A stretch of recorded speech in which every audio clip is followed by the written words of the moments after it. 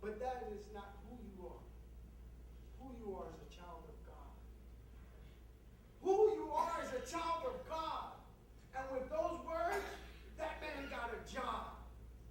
I took another gentleman, and it's not to boast, it's to tell you that you have the power to bring change.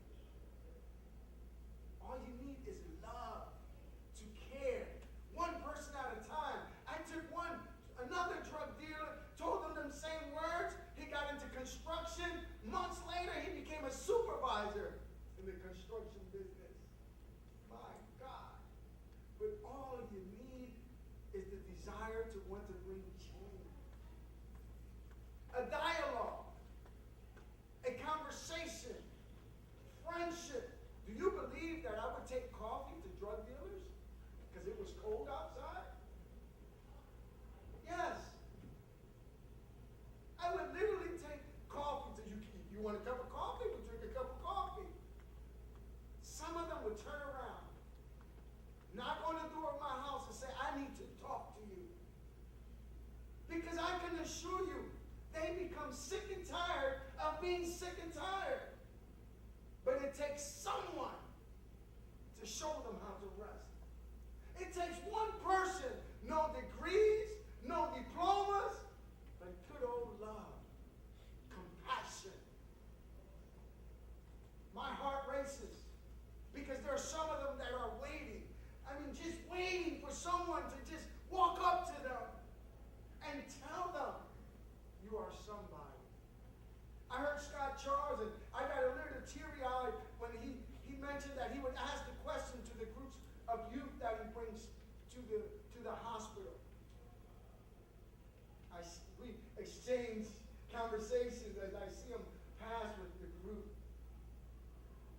And all I can say, Scott, is I say thank God for you. But what I'm saying is that there are men in the corners that want to be different. But as I was mentioning, as he mentioned, actually, that who would you die for? And no one would say, or most of them would not say their father. Let's stand up, man. And I'm not telling you here, I'm looking around the room, I see some wonderful dads. I'm not talking to you, but you can take this message to those dads that are deadbeat dads. To rebuild that bridge of relationship with their children.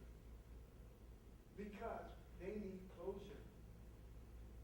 Although they say they don't love their dad, sometimes they say they can't stand their dad, but deep inside, there's a yearning for that relationship. There's a yearning. Let's go back.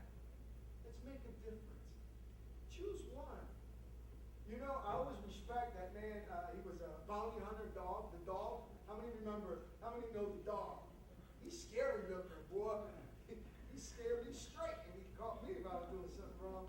But one thing he would always do, he would sit next to that inmate and encourage them.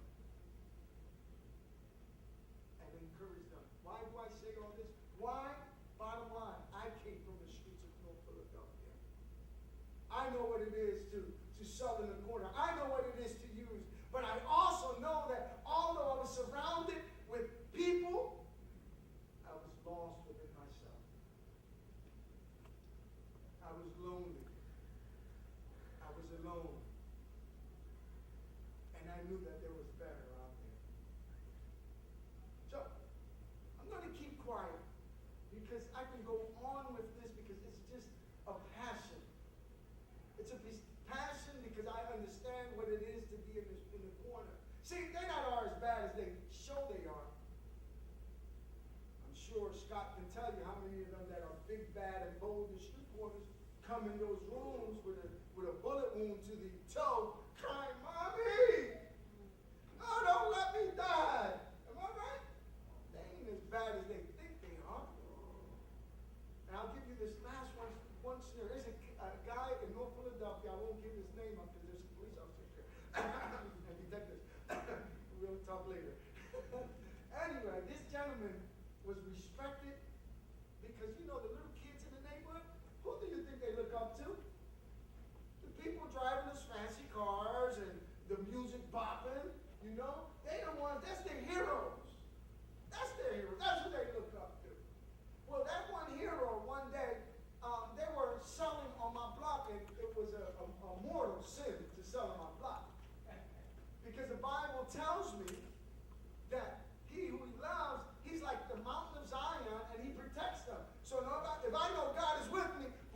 against me? Who's against me? Take my life. I know where I'm going. Anyhow,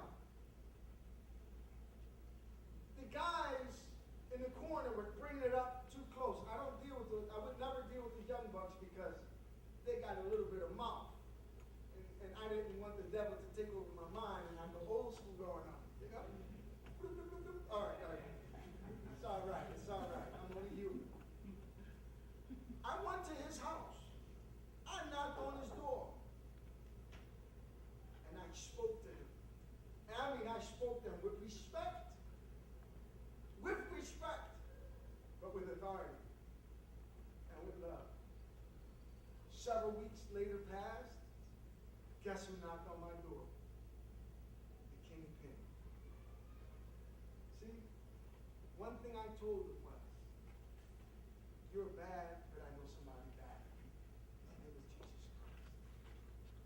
And I'm sure that even if it's taken this long to bring transformation, the God that I serve is able. Hallelujah. He's able. He's able to turn a rock of stone soft. He's able to transform the weak into strong. As a matter of fact, the word even says, when I am weak, I am strong. Because our dependency is not on our flesh. Our dependency is in Almighty God. God bless you. God keep you. If not, I'll stay here all day. Let me just shut up. Hallelujah. Without any further delay, we did start late. So what I'm going to do is, if you guys want to take a 10-minute break, but promise me to get back, you can do that. You can take a 10-minute break. But also, if you take advantage of that 10-minute break and go in your car, I'm going to take your tag. Your tires, all right? I'm watching you. So go on and take a 10-minute break. We definitely are going to have some fantastic music. By 4:24, we have my good friend, Pastor Dave Gienings, all the way from Kansas City. He flew all the way from Kansas City to be here with you. So please, stick around. The best is yet to come. God bless you.